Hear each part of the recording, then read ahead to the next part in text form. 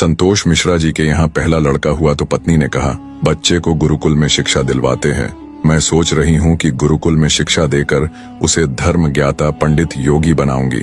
संतोष जी ने पत्नी से कहा, पंडित्य पूर्ण योगी बनाकर इसे भूखा मारना है क्या? मैं इसे बड़ा अफसर बनाऊंगा ताकि दुनिया में एक कामयाबी वाला इंसान बने। संतोष जी सरकारी बैंक में मैनेजर के पद पर थे। पत्नी धार्मिक थी और इच्छा थी कि बेटा पांडित्य पूर्ण योगी बने, लेकिन संतोष जी नहीं माने। दूसरा लड़का हुआ तो फिर पत्नी ने जिद की। संतोष जी इस बार भी न माने।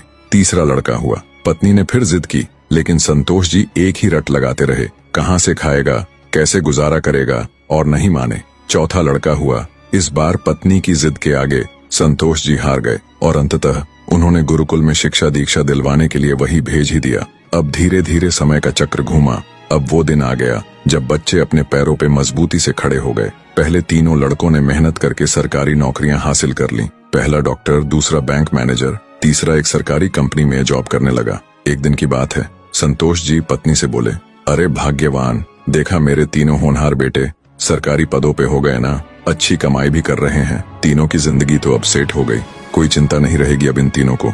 लेकिन अफसोस, मेरा सबसे छोटा बेटा गुरुकुल का आचार्य बनकर घर घर यज्ञ करवा रहा है, प्रवचन कर रहा है। जितना वह 6 महीने में कमाएगा उतना मेरा एक बेटा 1 महीने में कमा लेगा। अरे भाग्यवान, तुमने अपनी मर्जी करवाकर बड़ी गलती की।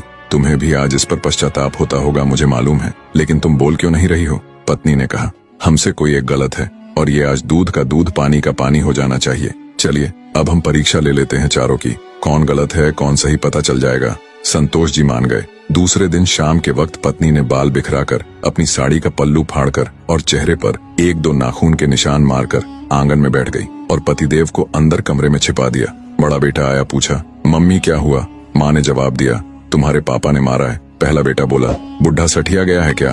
कहाँ है, बुलाओ तो जरा। माँ ने कहा, नहीं है, बाहर गए हैं, आए तो मुझे बुला लेना, मैं कमरे में हूँ, मेरा खाना निकाल दो, मुझे भूख लगी है। ये कहकर कमरे में चला गया। दूसरा बेटा आया और पूछा तो माँ ने वही जवाब दिया। दूसरा बेटा बोला, क्या पगला गए हैं इस बुढ़ापे में? उनसे कहना चुपचाप अपनी बची खुची जिंदगी गुजार ले, आए तो मुझे बुला लेना, और मैं खाना खाकर आया हूँ, सोना है मुझे, अगर आए तो मुझे अभी मत जगाना, सुबह खबर लेता हूँ उनकी। ये कहकर वो भी अपने कमरे में चला गया। तीसरा बेटा आया, उसने भी पूछा तो आगा बबूला हो गया। इस बुढ़ापे में अपनी औलादों के हाथ से मार खाने वाले काम कर रहे हैं, उन्होंने तो मर्यादा की सारी हदें पार कर दी। यह कहकर वह भी अपने कमरे में चला गया। संतोष जी अंदर बैठे बैठे सारी बातें सुन रहे थे। ऐसा लग रहा था कि जैसे उनके पैरों के नीचे से जमीन खिसक गई हो और उनके आंसू नहीं रुक रहे थे। किस तरह इन बच्चों के लिए दिन रात मेहनत करके पाला पोसा, उनको बड़ा आदमी बनाया, जिनकी तमाम गलतियों को मैंने नजरअंदाज करके आगे बढ़ाया, और ये ऐसा बर्ताव अब तो बर्दाश्त ही नहीं हो रहा।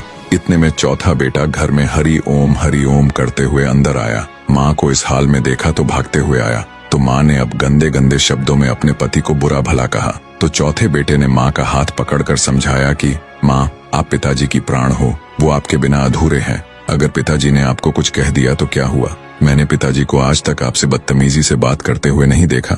वो आपसे हमेशा प्रेम से बातें करते थे। जिन्होंने इतनी सारी खुशियां दी, आज नाराजगी से पेश आए तो क्या हुआ? हो सकता है आज उनको किसी बात को लेकर चिंता रही हो ना हो माँ, आपसे कहीं गलती जरूर हुई होगी। अरे माँ, पिताजी आपका कितना ख्याल रखते हैं, याद है ना आपको? 6 साल पहले जब आपका स्वास्थ्य ठीक नहीं था तो पिताजी ने कितने दिनों तक आपकी सेवा की थी। वही भोजन बनाते थे, घर का सारा काम करते थे, कपड़े धोते थे। तब आपने फोन करके मुझे सूचना दी थी कि मैं संसार की सबसे भाग्यशाली औरत हूँ, तुम्हारे पिताजी मेरा बहुत ख्याल करते हैं। इतना सुनते ही माँ बेटे को गले लगाकर फपक कर रोने लगी। संतोष जी आंखों में आंसू लिए सामने खड़े थे। अब बताइए क्या कहेंगे आप मेरे फैसले पर? पत्नी ने संतोष जी से पूछा। संतोष जी ने तुरंत अपने बेटे को गले लगा लिया।